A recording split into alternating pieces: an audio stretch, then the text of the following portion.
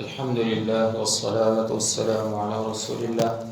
أما بعد، رب اشرح لي صدري ويسر لي أمري واحلل عقدة من لساني يفقهوا قولي. رب زدني علما، اللهم رب زدني علما. سیرۃ النبی صلی اللہ علیہ وسلم.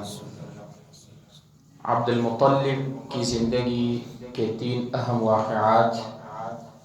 پہلا واقعہ زمزم کے کنویں کی کھدائی، اور دوسرا واقعہ عبد المطلب کی نظر کہ وہ اپنے ایک بیٹے کو اللہ کے لیے ذبح کریں گے، اور قرعہ عبداللہ کے نام نکلا. یہی واقعہ انشاءاللہ ہم بیان کریں گے.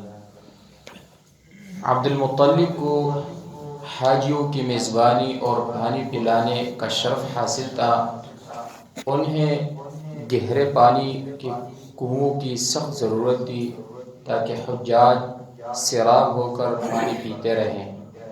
اسی لیے انہیں اس بات کی بڑی فکر تھی کہ کوئی قریشی بئر زمزم میں ان کا شریک نہ بن جائے.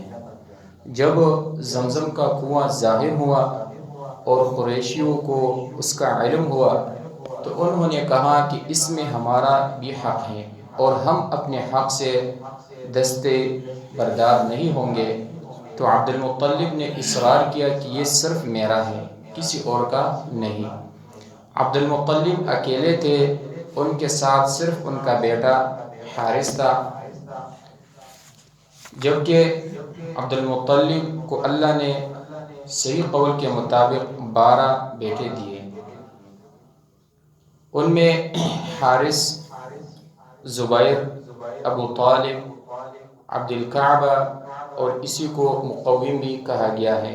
عبداللہ، نبی کریم صلی اللہ علیہ وسلم کے والد، ابو لہب، حجل، مغیرہ، حمزہ، ضرار، عباس رضی اللہ عنہ اور مصعب، اور 6 بیٹیاں دی: ام حکیم، صفیہ، برہ، عاتکہ، امیمہ اور عروہ.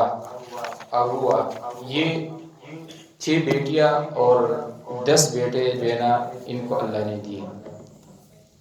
تو ان میں ایک ان کا بیٹا حارث تھا. اور بنو عبد الشمس اور بنو عبد الدار طاق میں لگے ہوئے کہ اپنی کثرت تعداد سے فائدہ اٹھاتے ہوئے ان سے یہ حق چھین لیں اور ان